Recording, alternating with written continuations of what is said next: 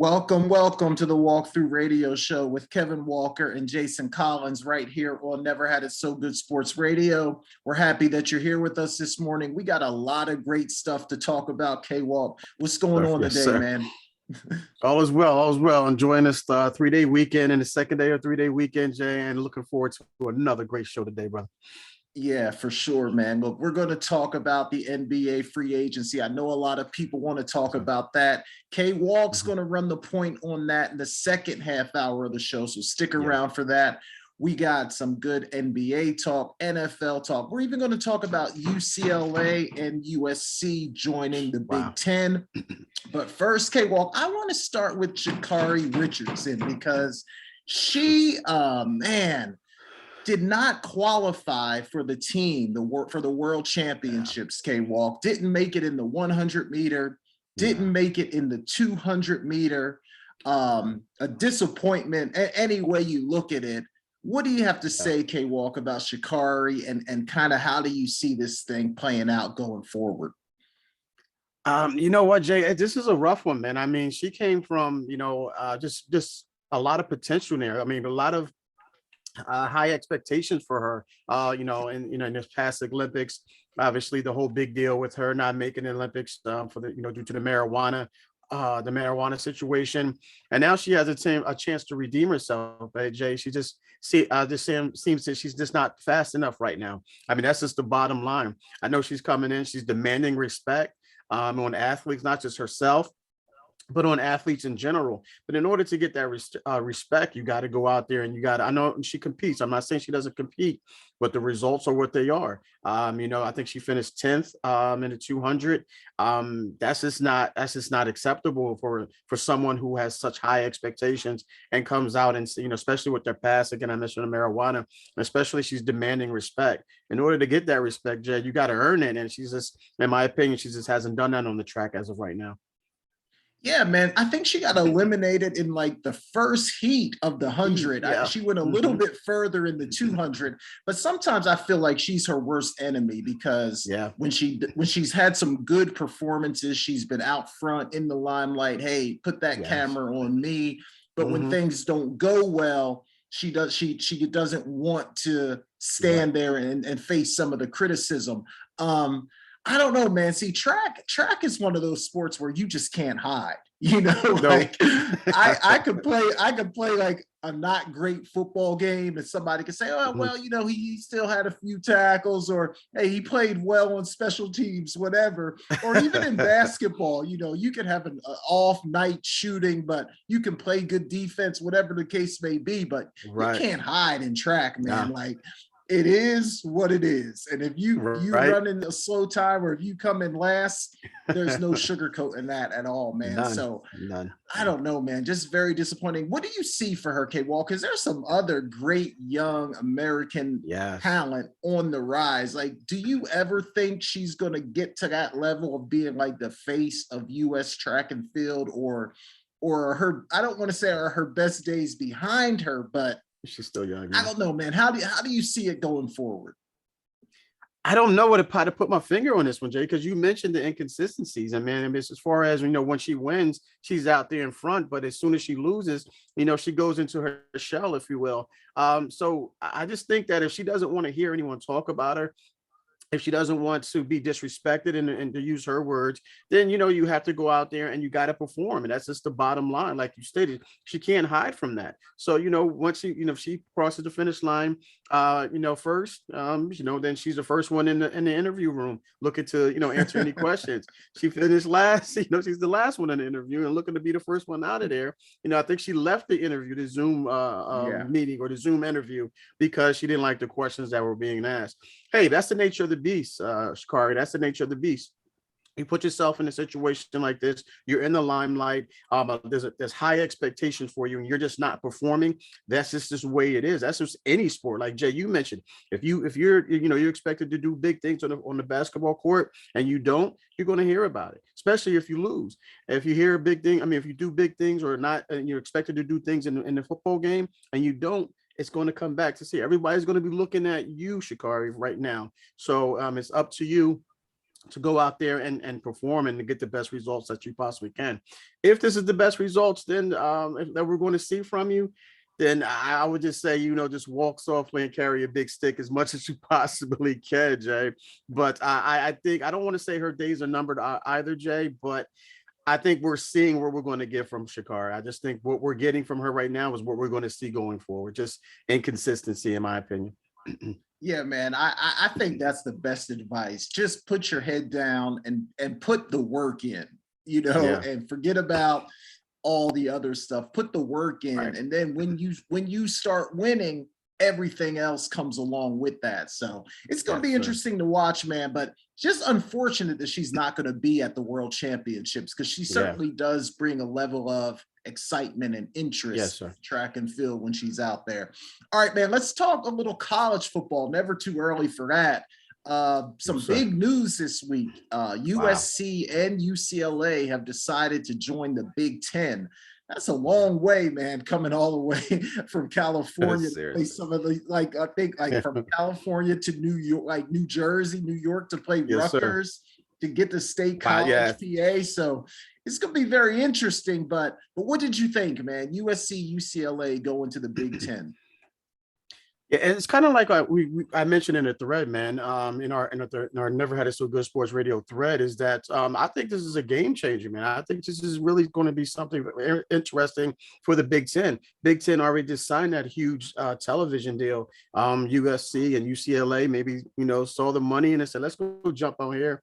Let's go jump in this conference. They got the big contracts. There's some teams out there, like the Ohio States, the Penn States, the Michigans, of course, they want to be in that limelight. I just think the Pac-12, is just, I just don't know, man. There's no excitement there really, Jay. So I can understand the move. I like it. I know maybe like Rutgers, like you mentioned, may not like it, or Penn State may not like it because of the distance and the traveling aspect of it. But overall, I do like it, Jay. I think it's going to be even more excitement, bring even more excitement to not only the Big Ten, but college football in general. Yeah, man, I'm with you. I was excited about the move. I know a lot of people talk about the SEC all the time, and rightfully so, but I don't think people realize that the Big Ten is a cash cow, man. They have a lot of money in that conference. And I think they double the Pac-12 and what they do, like in TV revenue. I think the Pac-12 was somewhere around 300 million, and the Big Ten was like in the mid 650 million area. Right. So like the Big Ten has a lot of money, and this is only going to expand that to get that California TV market as well, especially if USC is really good with Lincoln Riley. That's going to make it really exciting, man.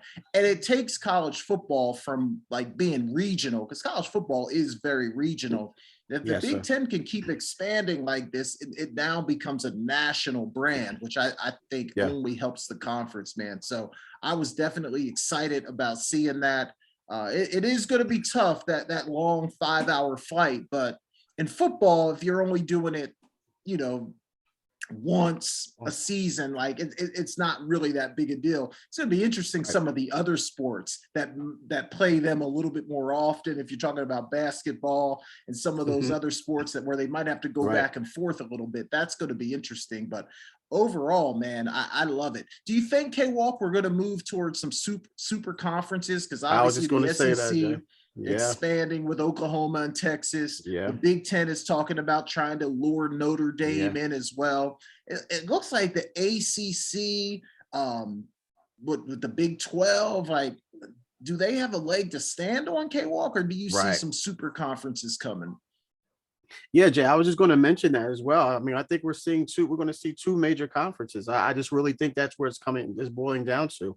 When you see all of these big moves, like you mentioned, the Oklahoma's, the Texas moving to the ACC, and now this move with UCLA and USC, and they're going to the big time conferences. They're not just going to, I'm not going to say to take anything away from the Big 12 or anything like that, or the ACC or the Big East, but the SEC and the Big Ten I think are, far and foremost the biggest conferences in college football right now, for sure. So I definitely think that eventually we're going to see two major conferences, kind of like, in the NFL, you got the AFC and and you got the NFC. So I think that's where we're ultimately going to be at, Jay. I just think some of these moves and some of these, Pac-12 teams are going to follow suit, and they're going to follow the money, and that's where the money's at, in the Big Ten and the SEC.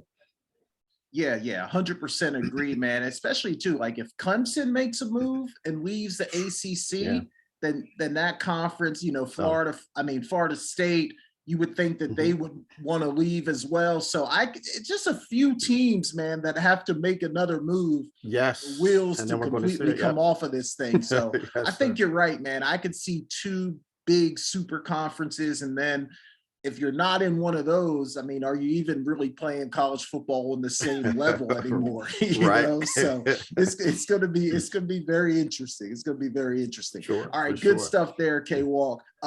Look, if you were with us last week, ladies and gentlemen, we did our all-time starting NFL offense of all time. It was tough, some hard decisions to make, had to leave some great players off of that starting 11. We're going to do the defense today. We're going to do our all-time starting NFL defense. Some great players. I didn't have as much trouble with the defense as I did the offense, K-Walk, but it was still tough. There were still some tough decisions to make. So let's start, K-Walk. Let's start with the defensive line. Let's start with that front four. Unless you decided to play a 3-4, I don't know. That's what I was about to say, Jay. I went with the 3-4. Because there was too many great players on defense for me to go to a 4-3. So I did go to a 3-4. So great call there, Jay. So with that being said, my defensive line, I got Reggie White, the Minister of Defense, on one side. You can put him on either side, left or right, doesn't matter to me. At nose, man, I went with Aaron Donald, man. I went with Aaron Donald. I'm looking at some of these guys, man. I think that he warrants to be one of the greatest of all time. So I did go with Aaron Donald, as much as I, don't like to see him do it to my 49ers, but he's worthy of this. And then on the other side, again, depending on, what side you pick, you want to put him on, doesn't matter to me. I went with Bruce Smith. So those are my three down linemen. Reggie White, Aaron Donald, and Bruce Smith. Oh, those are good, man. Those are really good. I thought about going with the 3-4 because, like you said, there's so many great linebackers. I thought if I could get an extra linebacker in the mix and play a 3-4, that would have been smarter. And most defenses, honestly, are playing with 4 linebackers on the field nowadays. Anyway, right. I stuck with the traditional 4-3. So my front four, K-Walk, I went with Reggie White, as you stated. I don't care which side you put him on. He's going to dominate. My two interior guys, like you, I went with Aaron Donald inside, and then I also went with Warren Sapp inside. You got those two guys inside. I don't care which one you play at nose, which one you play at D tackle. You got those two guys inside. It's a wrap. And then on the other side, I went with Charles Haley, man. I went with Charles Haley. Wow.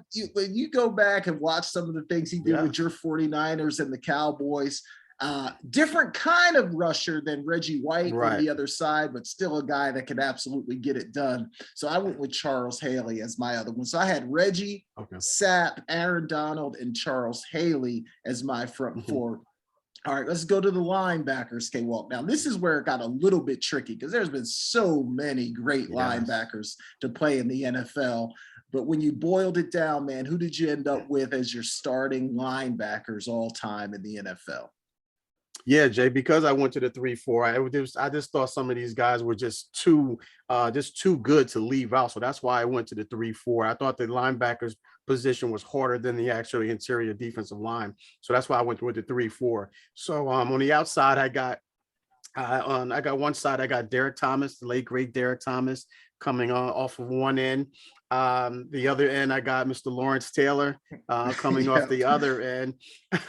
In my inside guys, I got Mike Singletary and Every time I think about or say this guy's name, man, I just grab my chest because I know I've been hit by this guy, man. And that's Mr. Ray Lewis. So Ray Lewis. So I went with Lawrence Taylor, Derek Thomas, Mike Singletary, and Ray Lewis. Well, we're on the same exact page on this one. My only issue is I'm playing at 4-3, so I can only use 3 guys.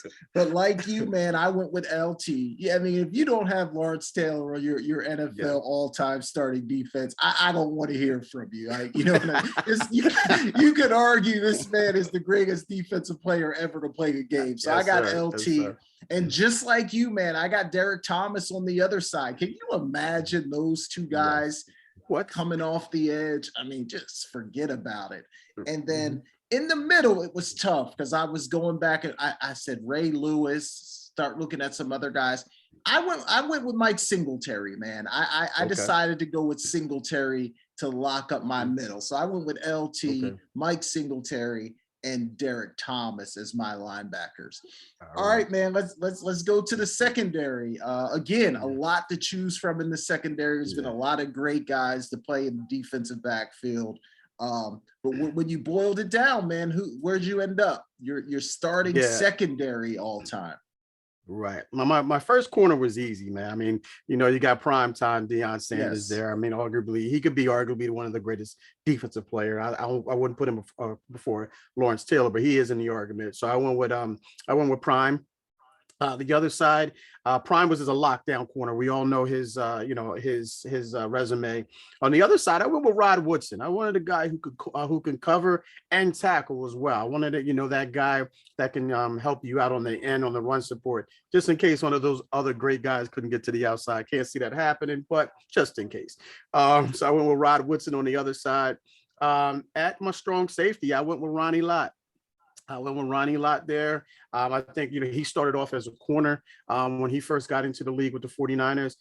Great cover guy. We all know about how hard he can hit. Ronnie hit a lot. So I went with Ronnie Lott there. And then round off the free safety there, I just think, he's arguably, the greatest safety of all time, greatest D-back of all time. He could put him in that conversation. And that's Mr. Ed Reed. So I went with Ed Reed there. So my secondary is Deion, Rod Woodson, Ronnie Lott, and Ed Reed. Yeah, man, we're almost on the same page again. I got 3 out of those 4 as well. That's a great group. Okay. I mean, like I got Deion. You got to have Deion. So I got right. Deion as one of my corners. My other corner, though, I didn't go Rod Woodson. I went with Darrell Green, man. I went back a little bit. Okay. Darrell Green, the great Washington Redskin from back in the day. You know what swayed my decision? I was messing around on YouTube and I came across like one of those old, when the athletes used to compete against each other, like when they would run the 60-yard dash and all that. And I saw him absolutely smoke Herschel Walker, K-Walk. So I start going back, watching some of his highlights. Darrell Green could absolutely play, man. Absolutely. So I put him at my other corner. And then just like you, man, I got Ronnie Lott and Ed Reed as my 2 safeties. So those were pretty easy, honestly, to make those choices. So I got Deion, I got Darrell Green, Ronnie Lott, and Ed Reed as my all-time secondary. What do you think, K-Walk? Yeah, I'm not mad at the obviously I'm not mad at the other 3, but that Darrell Green pick was actually pretty good, man. I like that one. They're pretty not sneaky, but a lot of people forget about how fast this guy was and just his ability to. I think he ran down Eric Dickerson at one point back in the day. He had and Eric Dickerson had a sizable lead on him in a game, and he just came out of nowhere, and he was still running like sub 4.4s or sub 4.5s and when he was in his 40s, Jay. So his speed was serious. So that's a great pick there. I like that one. Yeah, man. Incredible athlete. All right, K-Walk, let's grab a quick break. You might get some extra time, K-Walk, today, because I blew through my stuff pretty quick. But I want to grab a quick break. And when we come back, though, real quick, I want to talk about who has the better retirement package. Bobby Bonilla, as Bobby Bonilla Day just passed the other day, or Mr. Allen Iverson, who has a very interesting setup with Reebok. So we're going to talk about that when we come back. You're listening to The Walkthrough with Kevin Walker and Jason Collins right here on Never Had It So Good Sports Radio. We'll be right back.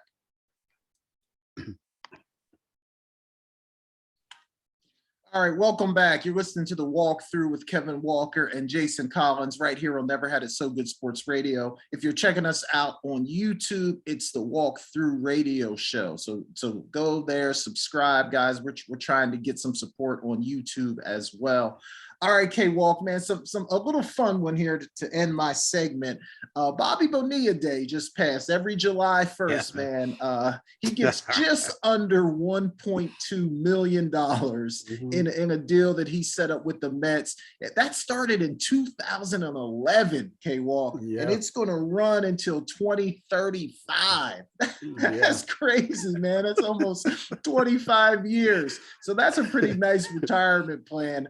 And then when you look at Allen Iverson, man, on the other side, he's going to be due $32 million payday from Reebok when he turns 55. So, okay, well, who has the better retirement plan, man? If you had to choose one of those, would you take that 1.2 every year for 25 years, or would you rather wait till you were 55 and get that 32 million dropped on you? Yeah, Jay, I'm gonna take that $1.1 million every year, man. I just think that you're not guaranteed every day, you're not guaranteed every year. And what was the number from 2011 to 2020, 35? 35. So we're talking about 24, 25 years there. So I know Allen Iverson's, is more, I think he gets 32 million when he turns he gets 32 million when he turns 55. But I like that 1 million a year, Jay. You can rely on that, because sometimes if you get it all at once, you probably can tend to blow it all at once as well. So I'm going to go with the Bobby Bonilla thing, man. Especially you've been retired as long as he's been retired, and you got your pension on top of that. So I'm going to like that. I like that $1.1 million that Bobby Bonilla side for sure, Jay. It's a sweet deal, man, when you think about it, just to be able to count on that coming in every July 1st. And you're right. Sometimes when guys get a big lump sum, you're not thinking about taxes. You start passing money out like it's candy, and next thing you know, you're broke. So I do like that too. Now an AI situation, it is going to be great for him, because some of his financial difficulties have been documented. It seems like he's doing all right now. So, but there was a time when people were talking about that. So I think that's going to be excellent to get dropped 32 million on you when you turn 55. But like you said, if I had to choose, I think I agree with you. I'd go with Bobby as well, just because, like you said, nothing's guaranteed. You might be waiting around for 55, and 55 might not ever come. So to be able to get some of that money every single year, I like that, man, because it's hard to mess that up. It's hard to mess that up. So yeah, it's crazy. And some of these. Go ahead. No, I was going to say AI has another 8 years before he can collect on that. So, he's 47 right now. So yeah, he's got another 8 years to collect. So I like that Bobby Bonilla thing a lot better the more and more I think about it. Yeah, I agree, man. I absolutely agree. But it's just funny how every year, man, I see everybody posting about that. It's Bobby Bonilla Day. So that's just funny stuff, man. But it's a good deal if you can get it. It's a great deal if you can get it, man.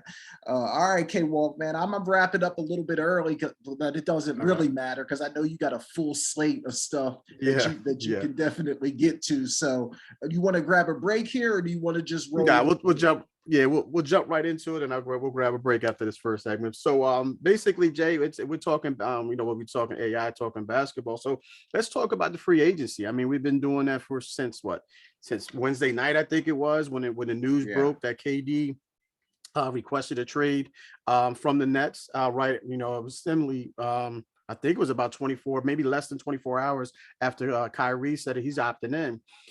Jay, I know we talked about this Friday night on the shoot around, ladies and gentlemen. You can catch us there with Brittany Jones right here on Never Had It So Good Sports Radio, and on YouTube as well. BJK for sure podcast. So just a shameless plug there for us. But nonetheless, we talked about it, Jay. But for our listeners here, give your thoughts and opinions on KD. First, Kyrie opting in.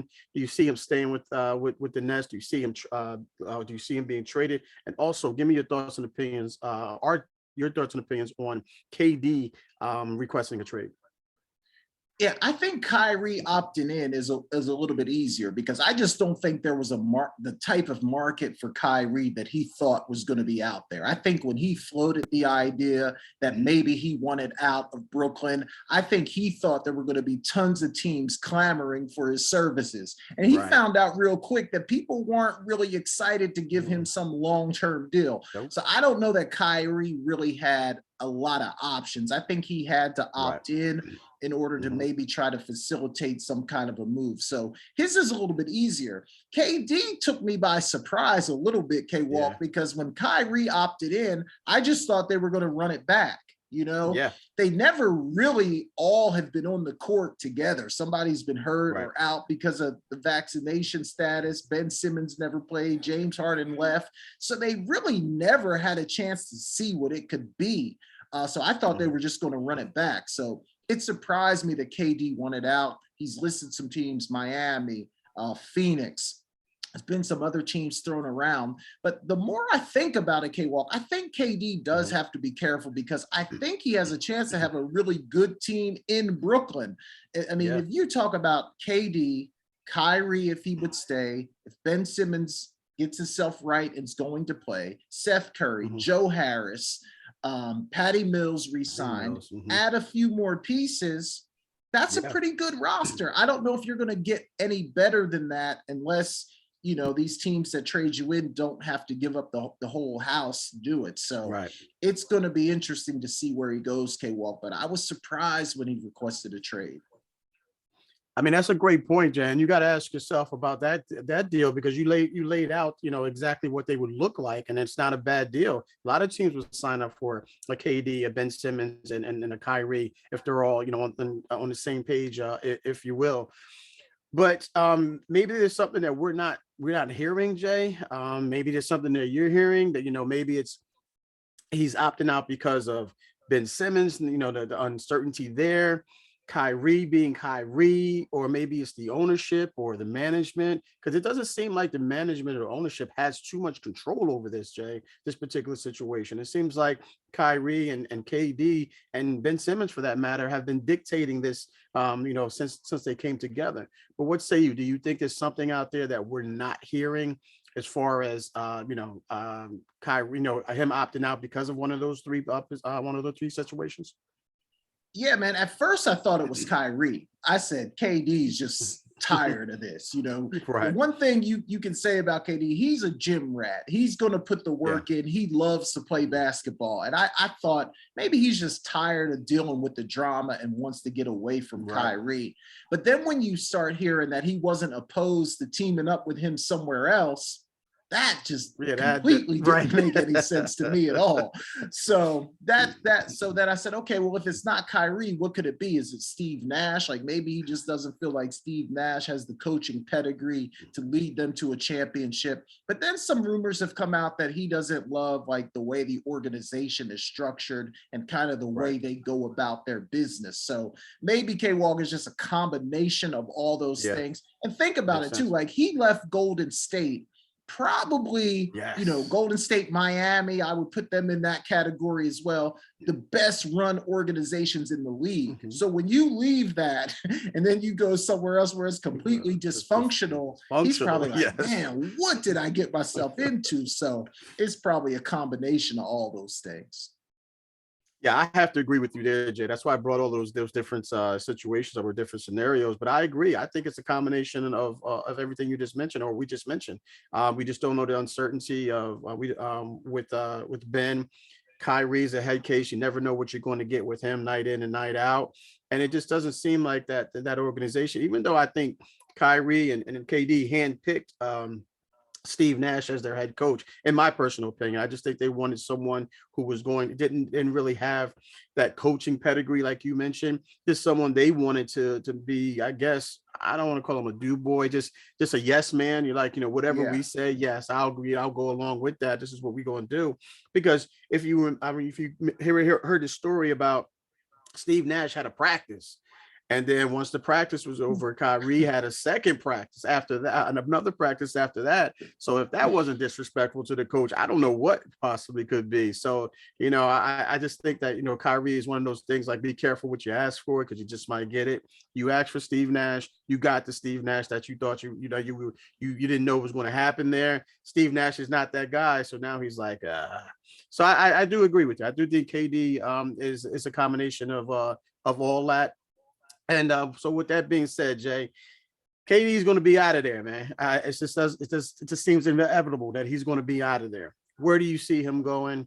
Who gives him the best deal? It doesn't seem like they're going to do it right away, meaning their deal. I think the Nets are going to kind of sit back and allow Phoenix, Miami, if there's another team out there, to kind of get their ducks in a row to see what they want to do as far as, what type of compensation they want to give to them.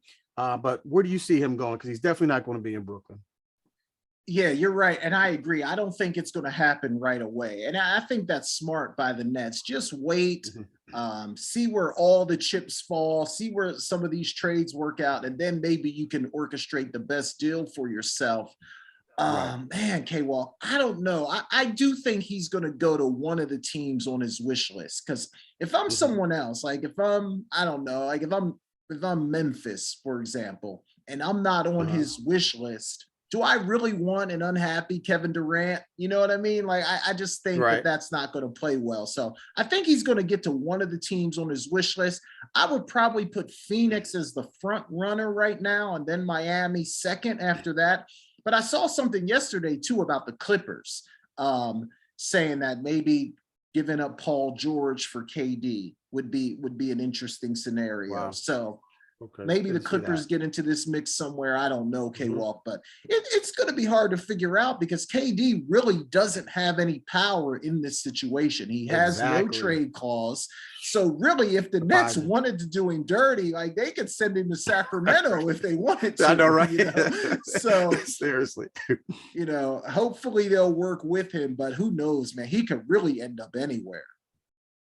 Yeah, and that's what I'm curious, and I'm kind of surprised he didn't include a no trade clause in the deal. He's got 4 years left on that deal, so it just makes me think that obviously he was all in for this, but obviously something changed, something clicked, didn't go the right way, and now he wants out, and he makes it seem as though he can control where he goes, which is kind of which I thought as soon as he said he wanted to go either Phoenix or Miami,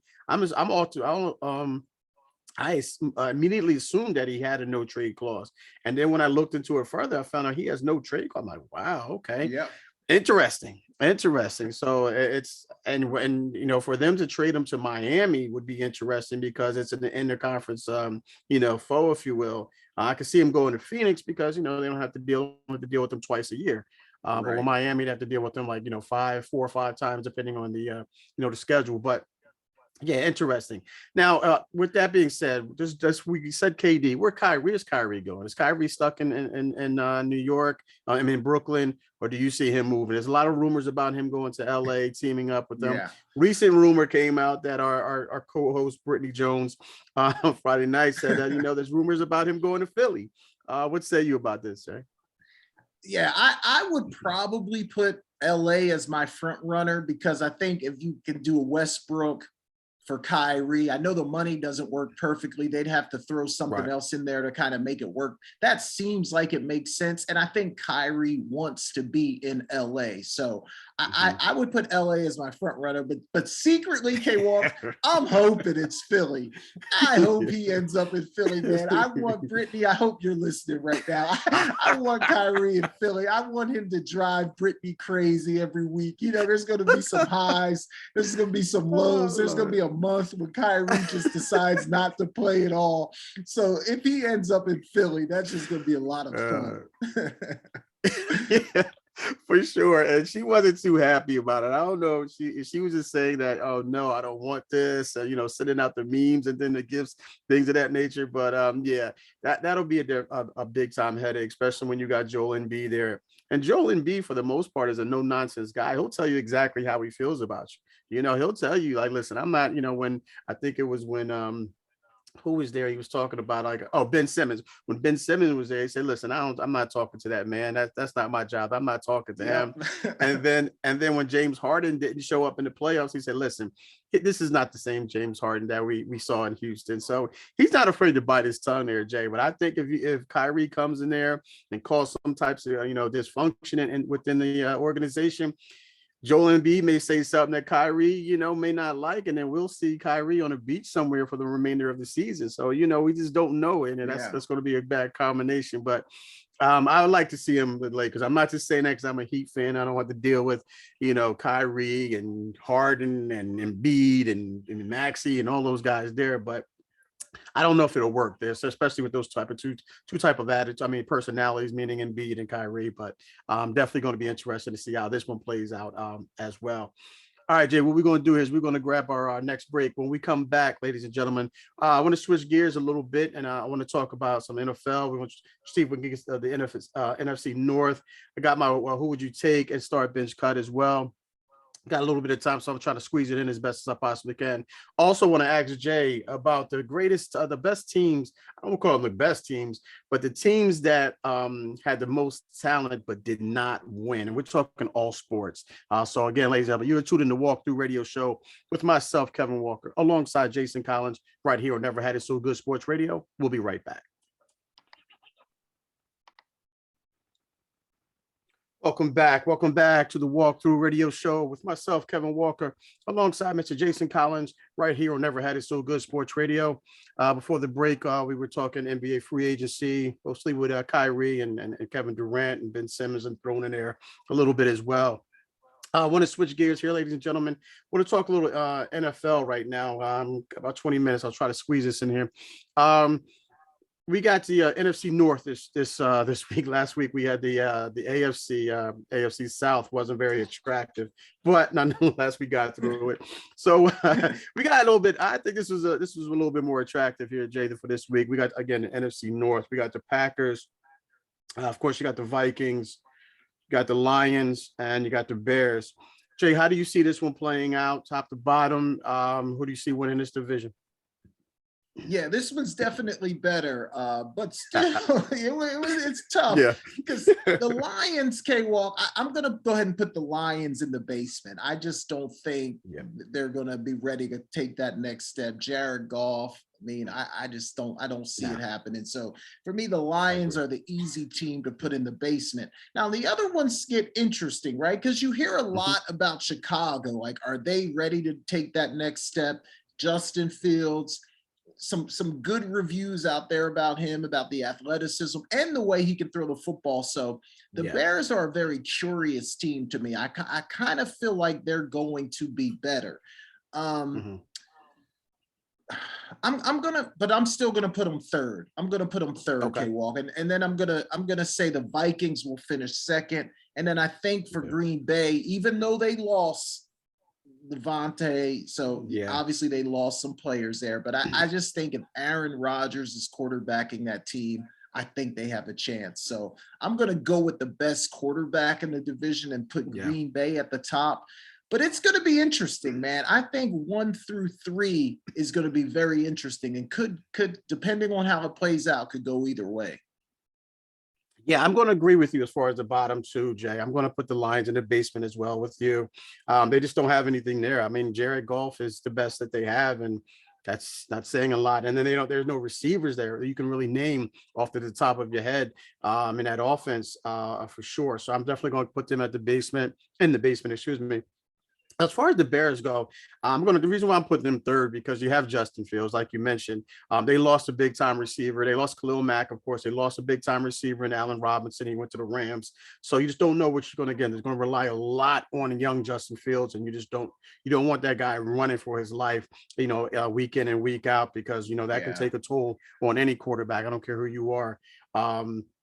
The second team, what, Jay, this is like a kind of a coin flip here for me, because the Vikings, even though you got, Kirk Cousins, I mean, do you put him in the top tier? Do you put him in the second tier right now?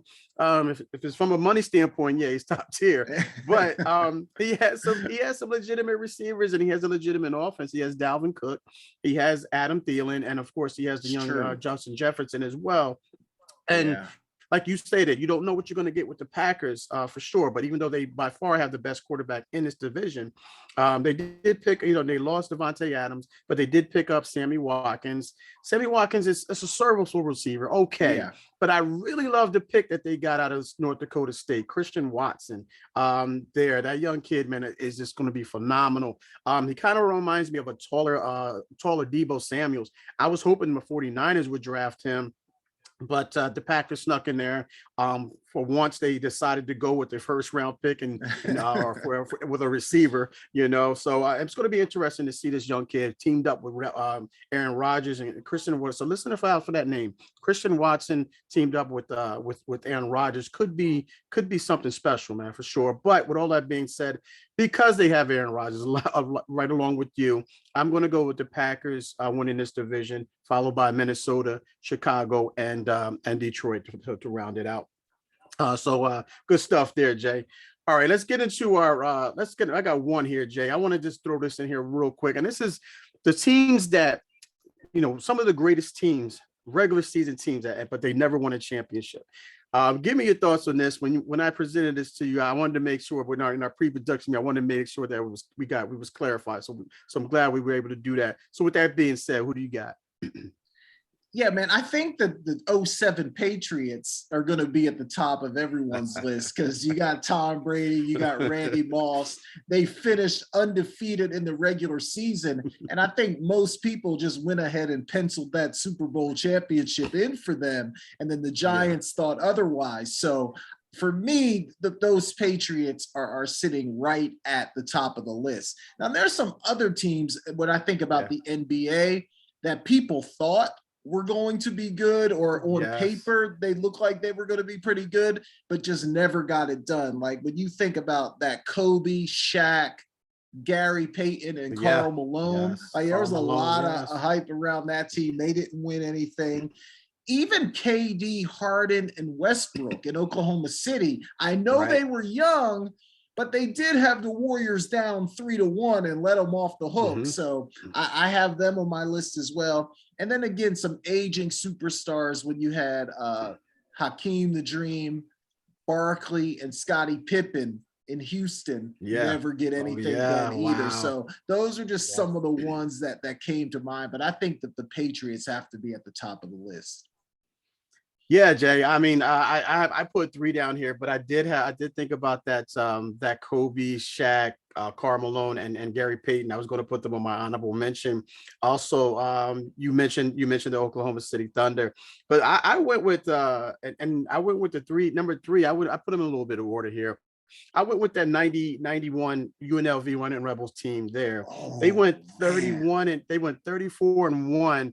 And just was killing everybody all season until they met up with Duke in the Final Four. And not only did they lose to Duke, they got blown out by 30. I'm talking about a 103-73.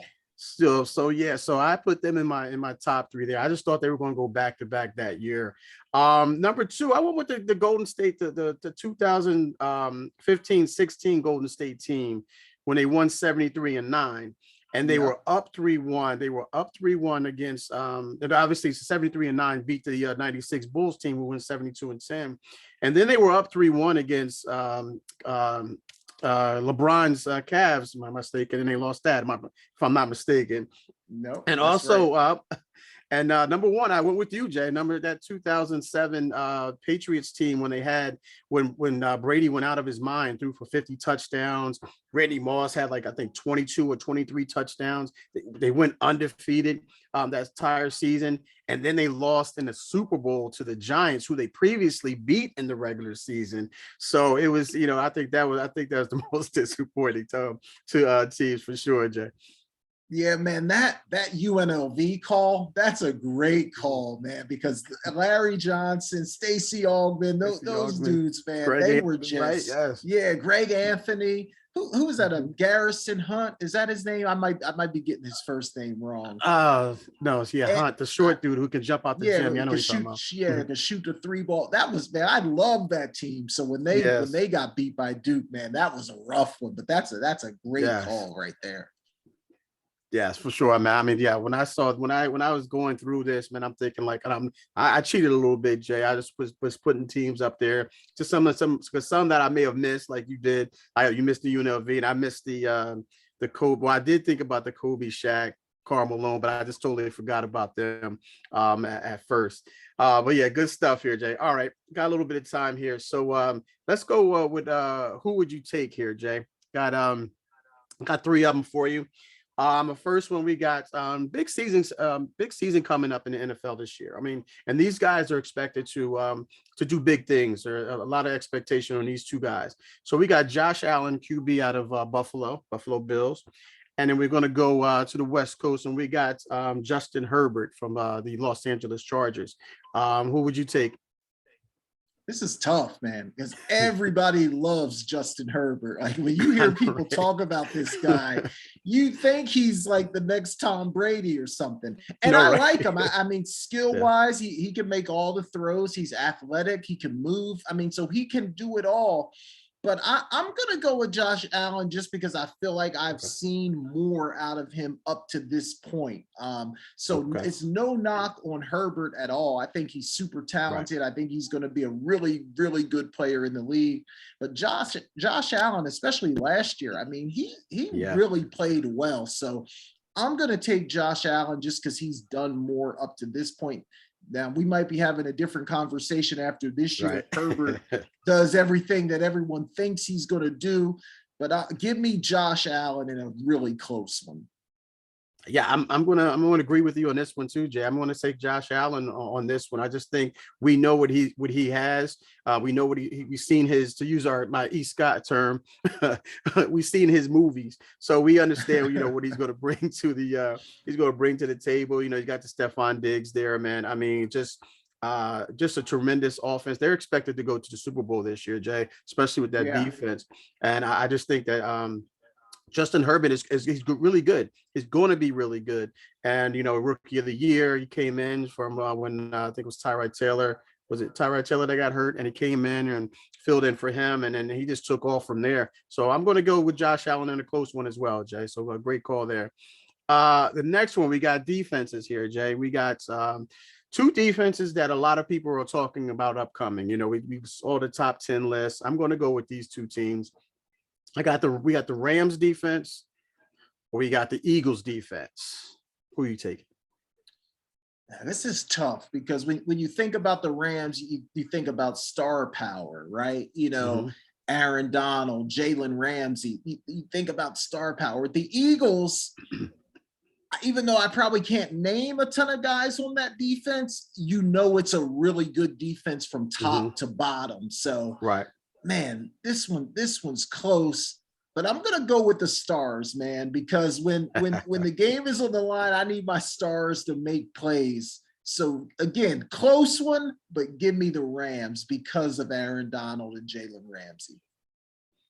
Yeah, this is another close one for me, Jay. I guess that's why, I presented it, because I wanted to put some other teams in there. I didn't want to put my 49ers in there. We talked about the Bills already, so I didn't want to really talk about the Bills defense. But yeah, I'm going to go with the Rams as well, because like you mentioned, there's star power there. You can name a couple guys here and there on the Eagles defense, but I know I'm agree with you on this one, because you always say you need that superstar to be, to have a chance to win a championship. But the Heat almost proved me wrong. Proved you wrong, Jay. They did. They almost did, but almost is only good in horseshoes and hand grenades. But yeah, I'm going to go, with Aaron Donald, also Jalen Ramsey as well. So I'm going to take the Rams defense in a close one as well. But I do expect big things from the Eagles defense for sure.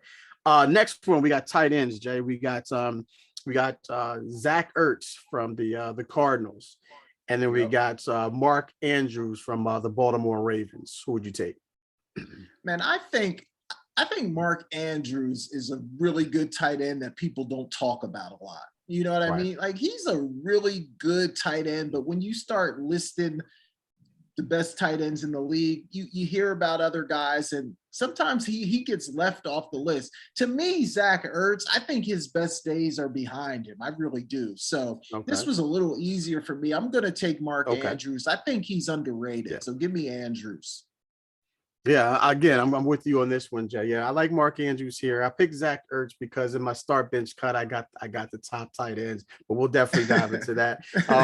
Yeah, I took Mark Andrews too because Mark Andrews, he's a huge safety blanket for Lamar Jackson, and Lamar Jackson trusts him so much. I mean, any quarterbacks, that you have a really good tight end.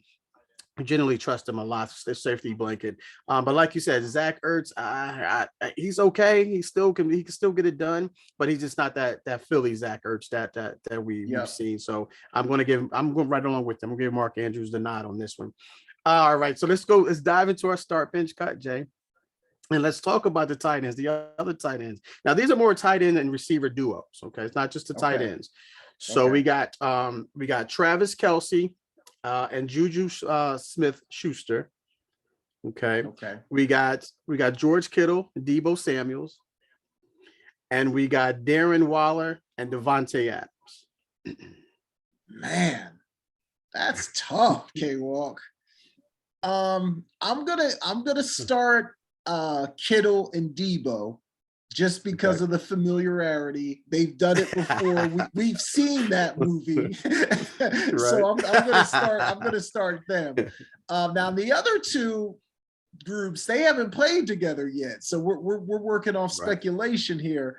But give me Devontae and who was it? Waller, did you say? Waller, Darren Waller, yes. Yeah, give me Wallace and give me Devontae on the bench. And I gotta cut.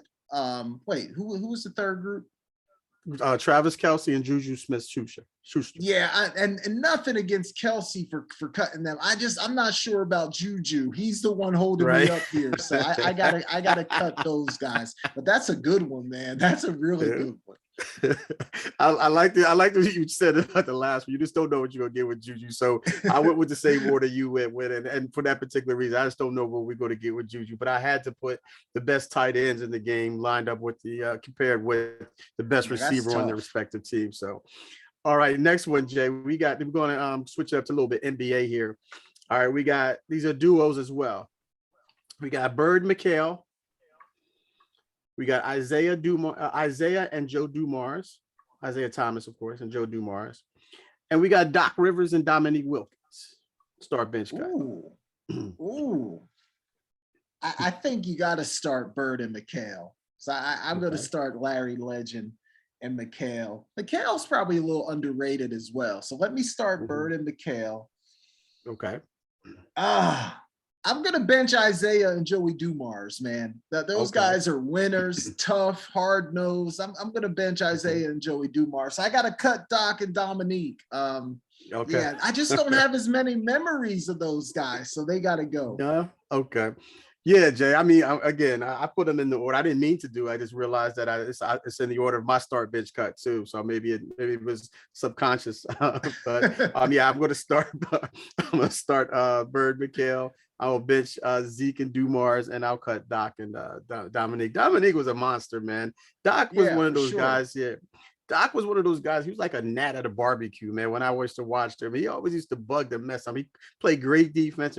He did the little things so well. Play defense, so get under your skin. So I definitely liked him, but I have to cut him nonetheless.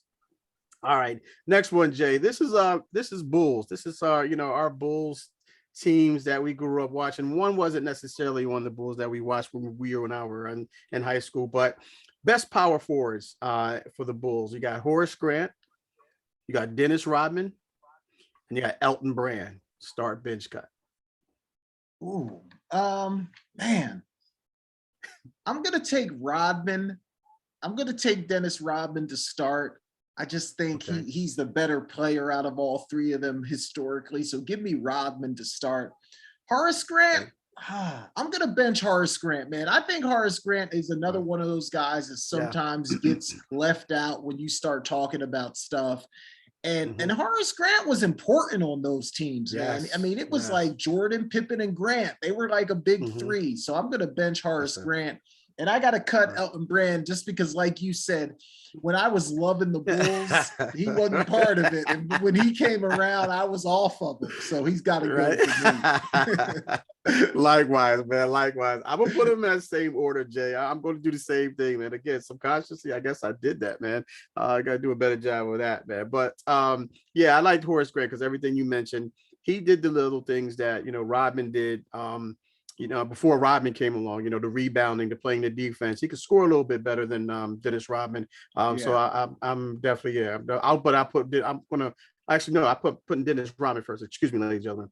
I put Dennis Rodman because that's exactly what the Bulls needed to go on that second three-peat run. That guy who just didn't need to score, just needed him to rebound, play defense, and agitate people, and he did all three very well. Horace Grant, as I mentioned before, great scorer. Not a great scorer, but good scorer, play good defense, rebounder as well. And Elton Brand, even though he's probably the better out of the three, Jay, I don't know, but he didn't win anything. And then, like you stated, didn't really watch him when, after that Bulls team broke up, he didn't really watch him, but I threw him in there nonetheless, because, he's probably arguably the greatest power forward in there. That's why I wanted to throw him in there for sure. All right, ladies and gentlemen, we were able to get everything in, Jay. That's all the time that we have today. Great one, Jay. So appreciate it. I always want to leave you guys with something. Today, I want to leave you with this: is never be a prisoner of your past. It was just a lesson, not a life sentence. All right, for myself, Kevin Walker, alongside Jason Collins and the Walkthrough Radio Show right here on Never Had It So Good Sports Radio. Everyone, God willing, we'll talk to you next week. Have a safe and happy 4th.